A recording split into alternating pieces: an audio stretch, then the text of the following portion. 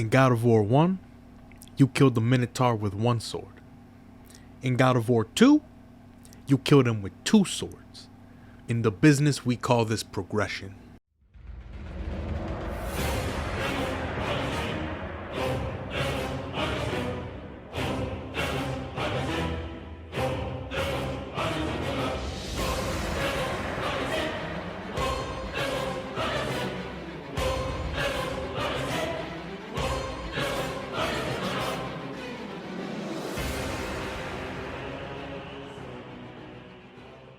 Anyway, like promised, Kratos has returned and still on the PS2 despite this game coming out in 2007 after the PS3's launch.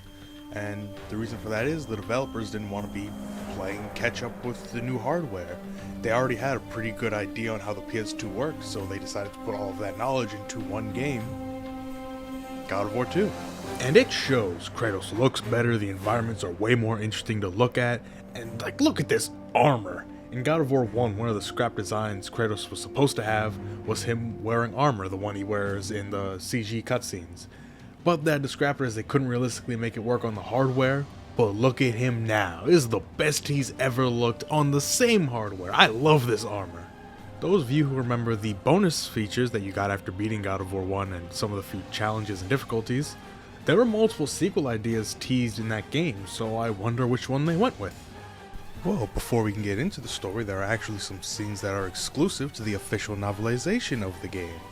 Now, pretend I'm holding it in my hand because I don't actually have it on me right now. But, yeah, there's a book about this game. And I wanted to read the whole thing before this video went out, which with how much time it took between this and the last video, I definitely had the time. But that didn't happen, so shut up. So, I'm just going to be referencing the book as far as I've read, which in reality is barely past the intro. So yeah, anything I think is interesting, any excerpts that I think are better done than just explaining what happens in the game, call me Matt Pat, because I'm referencing the books. Anyway, the book actually starts before the game does, where Kratos is having a nightmare about killing his family, with the detail added that he cries in his sleep. The game starts with Kratos on his throne as the new God of War, but he can't be happy about it because he's still suffering every moment he's not in battle due to the aforementioned nightmares that the gods promised to take away. He's also being shunned by the other gods because he's a dick, and he's ordering the armies of Sparta to overthrow cities. Because of course, the mortal that we made into a god would have a bias towards his own home. Kratos even helps them fight because it's the only time his visions are completely unbearable. Athena tries to get him to stop being a dick, as the other gods will surely at some point do something about it, but Kratos brushes that off because he's still pissed at them for breaking their promise to him, and then not even having the decency to let him kill himself. Now in the book, the scene stays with Athena once Kratos leaves, and Hades and Poseidon show up pretty much just to reaffirm that yeah, the gods don't like Kratos because he's a dick. And the book occasionally jumps to the Sisters of Fate, which is something I'm sure I'd appreciate if I finished reading it. But mostly the differences between this and the book and the game, is that there are scenes that are away from what Kratos is currently doing. For example, there's a scene where Athena is talking to Zeus saying, hey, the reason Kratos is such a problem is because he's mad at you, because we said we'd take away his nightmares, then we kinda didn't. So, according to the book, Athena was a real one, and we just never know if we only played the game. In the city of Rhodes, Kratos aids his army in taking over the city, not realizing the irony of him being exactly like Ares was. But he's stopped by his greatest weakness, Bird. The bird takes his power and puts it into the Colossus, giving it life and making Kratos people-sized again. Here's something that's kind of interesting, a difference between the book and the game. In the game, it's very much implied that even though Kratos isn't, top tier god anymore, he's still a god. But in the book, it describes it more so as if he's mortal again, like just a regular guy once more. Which normally wouldn't really mean anything, but with how the fight ends, it does sort of raise the question. The Colossus wakes up and is already sick of Kratos being a dick, so attacks him. Kratos runs through the city while fighting off the giant statue with a hate boner for him, and now Kratos puts up a good fight. He ain't exactly losing, but he ain't exactly winning. Except in the book, where he's losing badly, like he's getting his ass kicked in the book. Which is why Zeus decides to give Kratos some power to give him the edge in the fight. He sends down the Blade of Olympus, the sword that ended the war between the gods and the Titans. Kratos doesn't see any red flags with the king of the gods that he hates and the one who betrayed him, giving him the most powerful weapon in the world so that he can continue destroying a city and act that he knows the gods want him to stop doing. Kratos trusts him and goes to get the sword, which is weird because the book starts with him waking up but doesn't mention him taking his stupid pills. In order to wield the blade, Kratos needs to put what's left of his godly power into it. Okay, to be fair to Kratos, he doesn't trust Zeus. But at this moment in time, he thinks the bird that took his powers was Athena, and he needs to lead his army against this treacherous bitch. That's what the book says.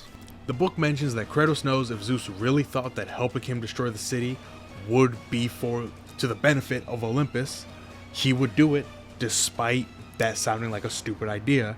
And we know this too, as Zeus helped Kratos out of the underworld, which Hades is pissed about. But the main reason he makes the choice to take the blade is that he doesn't really have any time to consider it. The Colossus is on his tail, and one lucky hit would be enough to take Kratos out in this state. When he gets to the blade, he could feel it weaken him, and as he considers surrendering his power to use it, the sounds of the losing battle convince him that he just needs to sacrifice what strength he has left and lead his army into victory. That's what the book says. And in the game, I can assume a lot of the same thinking, but I also think that Kratos just feels like he could take on Zeus if he tried anything. Sure, he's surrendering his godly power, which will make him mortal again, but it's so he can use the most powerful blade in the world. Also, pulling from the book, he's described as back to the Kratos of old, the same Kratos that killed Ares, so he's skilled enough to beat a god in a fight, and has the blade of Olympus should Zeus try anything. Kratos uses the blade to destroy the Colossus from the inside, and once the beast is supposedly dealt with, Kratos takes a moment to gloat, which is cut short by the sound of one hand clapping. Also, this part in the book is fucking brutal, somehow more brutal than in-game where you can see it. Let me read the text that describes Kratos right after being hit by the arm. As the blade of Olympus left his hand, Kratos knew despair. All his godly power had been drained into it. Without it in his grip, he was mortal. Only mortal. He moved and felt the liquid movement within his body. Organs had been ruptured. His muscles were puny and refused to obey. But even as a mortal, Kratos had more than simple physical strength. Indomitable will pulled him from under the bronze hand, pinning him to the stone floor. Pain racked his body, but the antidote for his problems was in his sight. The blade of Olympus had spun through the air and was once more embedded itself in stone. 12 yards away. Only 12 yards. He pulled his feet under him. So it turns out that Zeus was the eagle that took Kratos' power, and this whole thing was a plan to stop Kratos from trying to take his throne. Now I have one major problem with this. Hey Zeus, what was your plan if the hand hadn't fallen in just the right way to hit Kratos? Or Kratos dodged it? Or didn't drop the blade of Olympus and took his godly power back? There's just too many variables. Kratos can barely hold his blades, and Zeus has the blade of Olympus. He's kind of fucked, but I respect Kratos for still talking shit despite the situation. The gods are petty and pathetic, and your rule is weak. A man who lives by his own feeling, if only he didn't show off and criticize. Zeus kills Kratos easily, and because he's petty, wipes out all of the Spartans in the fight. As Kratos is dying, he's still talking mad shit and tells Zeus, "Oh, I'm coming for your ass," right before dying. And as he dies, Kratos sees visions, but I'm going to read some snippets of it from the book describing his descent, because that is a million times more interesting than what's in the game. The studded warhammer in the barbarian king's grip dripped blood. Kratos focused on that. It had to be his blood this time. This time. Knowing what would happen if he prevailed tore him apart more than Zeus's thrust with the blade of Olympus ever could. But the giant was only stunned. The scene played out once more in his mind, in this reality of death, and he was powerless to stop it.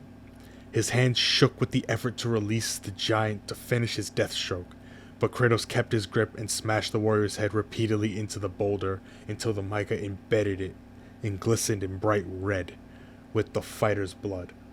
Kratos panted with effort and rose, hobbling about amid the carnage.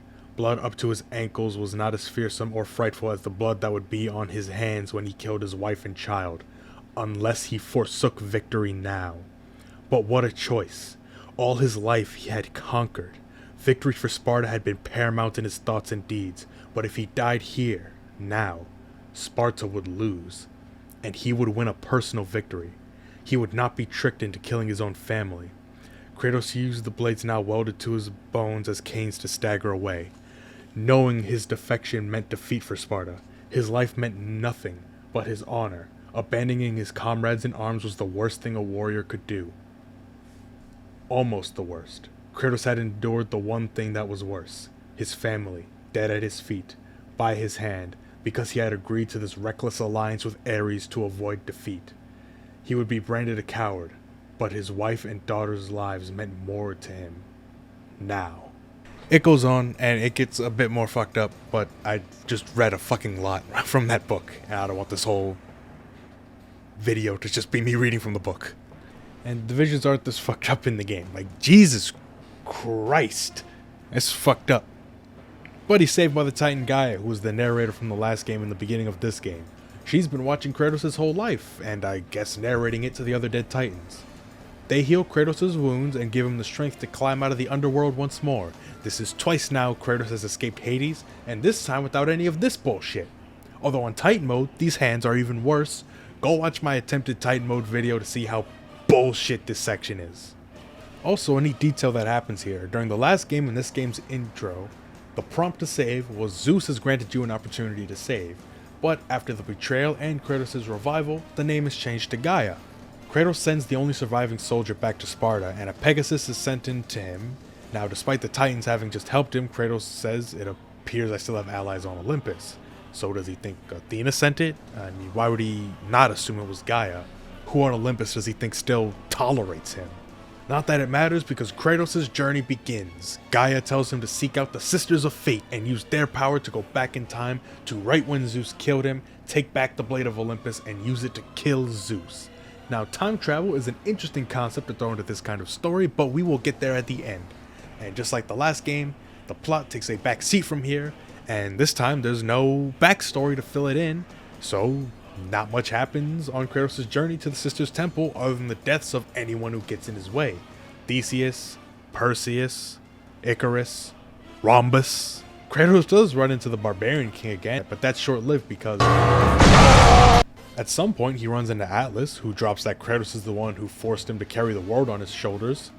But once Atlas hears of Kratos' plan to kill Zeus, he completely gets over it and helps him get closer to the Sisters' Temple.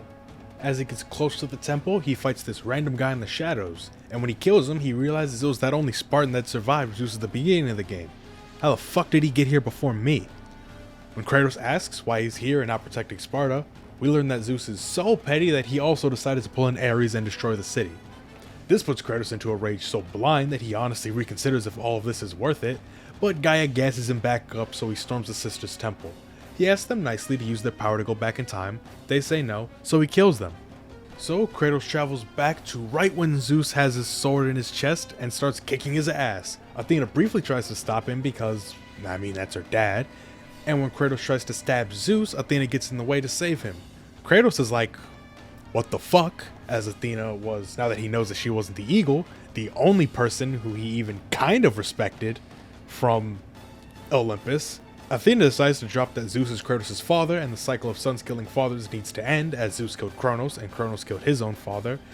Also, killing the king of the gods is bound to lead to some sort of catastrophe, but Kratos says, fuck your catastrophe, fuck them gods, and fuck Zeus, I'm getting revenge.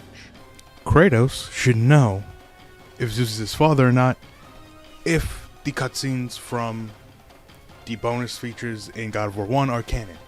Now, Kratos doesn't really seem surprised. In fact, it seems like he was repressing it, as if maybe he didn't fully believe his mother if those cutscenes are canon, which, as someone who's played the whole series, most of them are.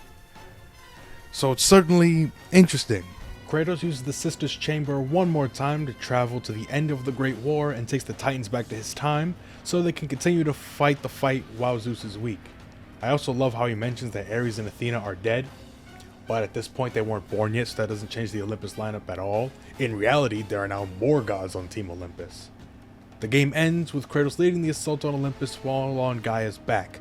The end begins, to be continued, with a hype note to end on. Like before, a very minimal plot, but this time the flashbacks weren't about Kratos, but more so Zeus and the Great War and his grudge against the Titans. I didn't really mention it because not only is it not important to Kratos, but some of it is also just regular Greek mythology. Time travel, that's an interesting thing to add to a story like this.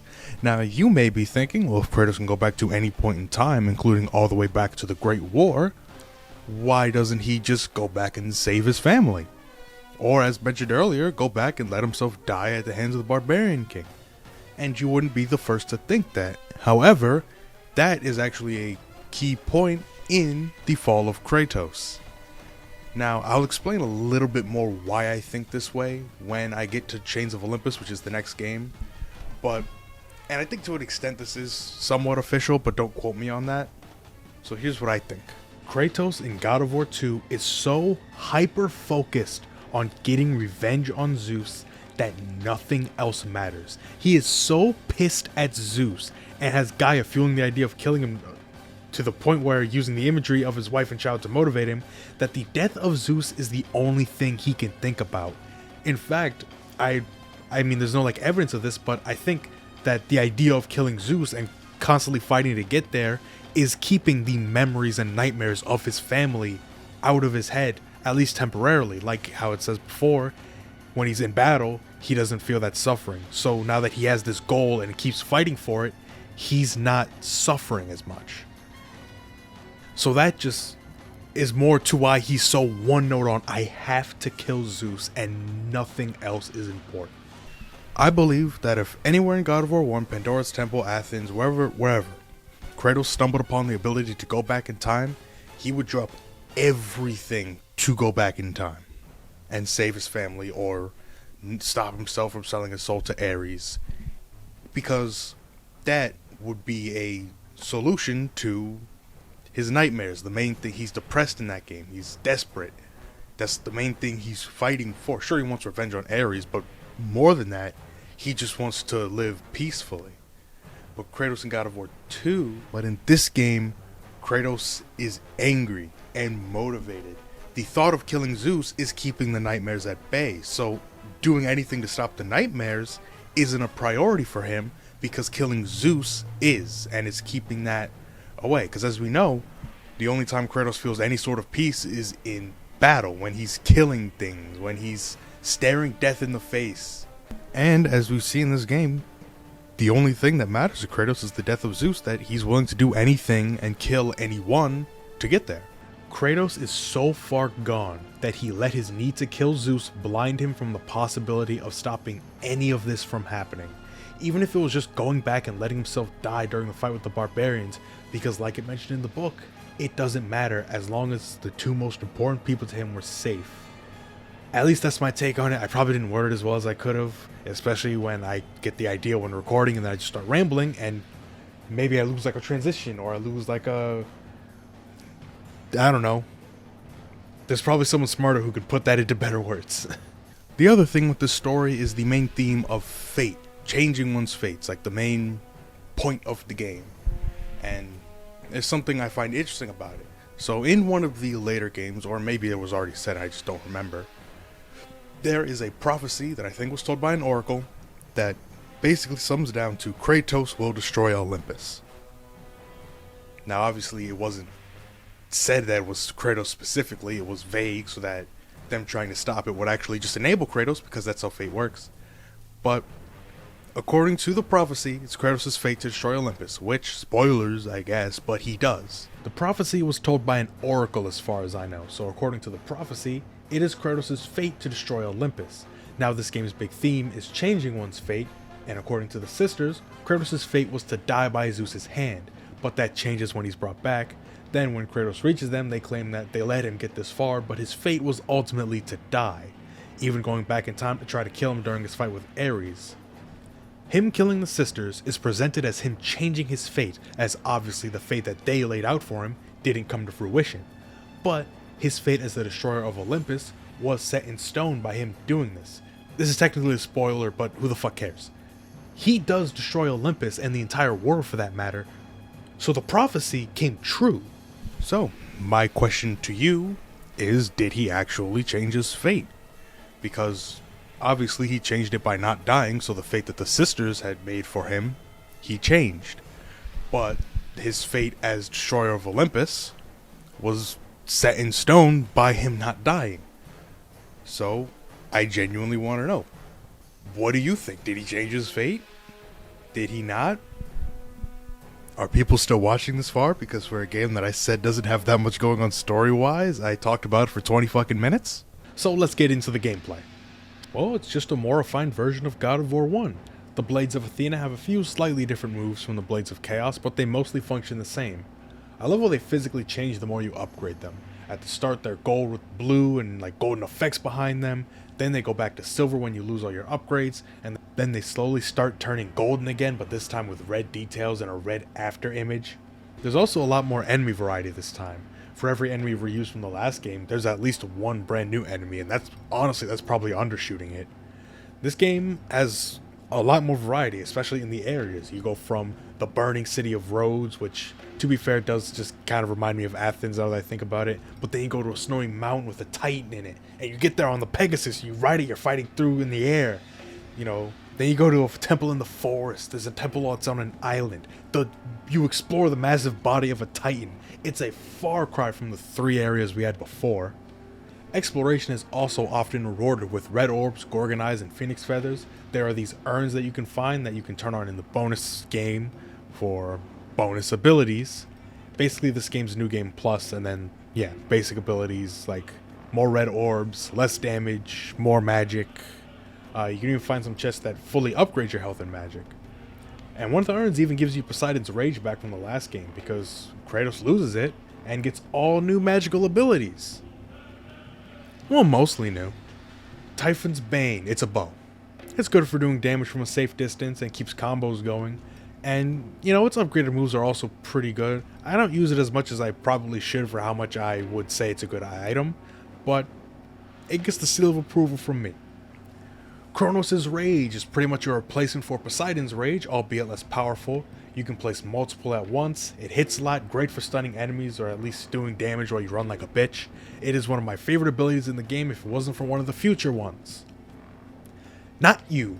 Uriel's Gale. It's Medusa but with a red glow. It might be more powerful, but I never use it, let alone upgrade it. And lastly, in terms of magic, there's Atlas's Quake.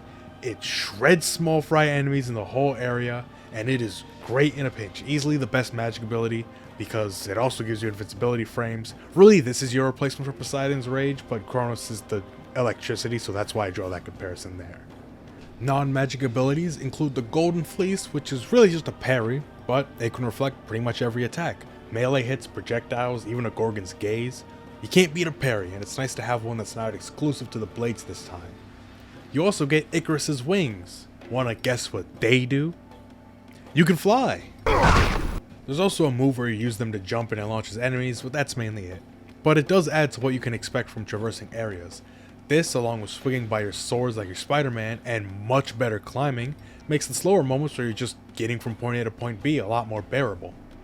Lastly, we've got some brand new weapons. Unfortunately, you can only use one sub-weapon at a time, but switching to it is a bit faster than the Blade of Artemis. The first one is the Barbarian Hammer. It's a beefy hammer that sucks. It's slow, and the main problem is you can't dodge while using it. I hate this thing, mainly for that. Maybe you can block anything and I just never tested it, and it sucks that the first enemies you see after getting it counter it perfectly by being small and fast. I never use this. Now the Spear of Destiny is fucking awesome. Great crowd control, great damage, it makes me feel like I'm playing Devil May Cry. I love this thing. You can blast enemies away, launch them in the air, stab at them. It has great range, it's an amazing weapon. And lastly, the Blade of Olympus is just so good it's unfair. Seriously, every bonus mode playthrough I do is just me using the Blade of Olympus the whole game. I mean, look at it. It looks like it was made to be the best weapon in a video game. But like I said, it's bonus mode exclusive outside of the few parts you use it in the story, so Spear of Destiny it is. And man, the boss fights are also a huge improvement. The part during the sisters fight where they take you back to the Ares fight is so cool that I almost didn't notice that you can barely see Kratos' tattoo. The final boss fight against Zeus might just be my favorite in the whole series, a constant back and forth, the Blade of Olympus constantly switching hands throughout the fight. Man, this shit is hype. And all the other fights are great too. There's something about the fights with normal people that I just find so much more appealing than the ones against giant monsters. Like, as much as an improvement as the Uriel fight is compared to Medusa, it has nothing on the fight with Perseus where you snap his sword like a twig, or Theseus when you pull him down and slam his fucking head in the door because he's a little bitch. So many amazing moments, once again enhanced and backed by an amazing soundtrack. And look, God of War 1 was a fantastic game, but this just completely blows it out of the water. God of War 1 was always going to go down as one of the greats. It was an instant classic when it came out. But God of War 2 is the reason the series is still going today. If it wasn't as good as it was, we probably wouldn't have seen to God of War 3. We wouldn't have gotten so many spin-offs or prequels. And we might not have gotten God of War 4 and Ragnarok. So yeah, play God of War 2. My favorite God of War game, by far, easily the best. It is amazing, and you should play it. Assuming you have a PS3, because for some reason it's not on modern systems. So that's another game down, and I am truly sorry that it took this long. This video was purposefully trying to kill me. First all the distractions that came out between my last video and this video. Zelda came out like 2 days after I uploaded Sonic Adventure 2. So that took up all my mental real estate. Before that, and right when I was getting through that, I had the urge that I could not resist to play Snake Eater again because of the remake announcement I truly was not expecting. So that took up a lot of mental real estate and kept me away from God of War. Then, when I finally start getting stuff, everything just decides to go wrong. I record the whole video, at least all the parts I do on camera. The audio sounds like shit. So if the audio sounds like shit in this video, then that's just because I didn't want to record it a third time. Then yeah, the audio sounds like shit, so I record it again. And then at one point, it stops picking up the mic midway through recording. So that's fun. I had to fiddle with that. And just frankly, I haven't been in the mood to do work, which is something that you can't just force yourself out of. So hopefully the next video, since this is a dual marathon, we're going back to Sonic. Hopefully Sonic Heroes doesn't take so long. It's a trick question because I fucking know it is. You know why? Because it's Sonic Heroes. Except this time I'll have an excuse with it being Sonic Heroes and it's kind of a long game because you need to play it 4 times to beat it. But we'll get to that in the next video. Until then, like this video and subscribe and notifications on because I forgot the joke I wrote down. Yeah, thank you to everyone who watched this far. This might be my longest video. Have fun editing me.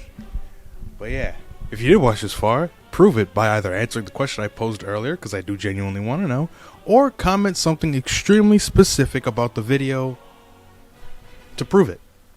End of the video brain just does not go well, especially this is my second time being at the end of the video. Anyway, hope you have a great day, good morning, awesome night, amazing afternoon, a decent evening. You won't get too hype in the evenings. And I'll see you in the next video. Oh, this outro was a fucking mess. This whole video was a fucking mess.